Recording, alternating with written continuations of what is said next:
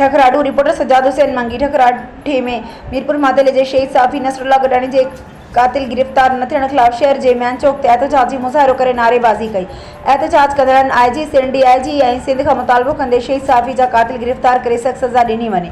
एहतजाज में शिरकत कंदड़ साफ़ी सज्जाद हुसैन मंगी, मीर हसन मंगी, वाजिद सुमरो, अता सेतो, अली नवाज़ मेहर, अल डेवायो मोहतम, ज़ाहिद हुसैन मोहतम, रब ॾिनो सोढो, अरबेलो मोहतम, गुलाम हुसैन राजर रब ॾिनो सोढो, करम अली मोहतम ऐं ॿियनि चयो त सिंध जे साफ़ियुनि खे तहफ़ुज़ ॾेई शहीद साफ़ी जा कातिल गिरफ्तार कया वञनि। ॿी सूरत में समूरे मुल्क में एहतजाज खे वसी कयो वेंदो।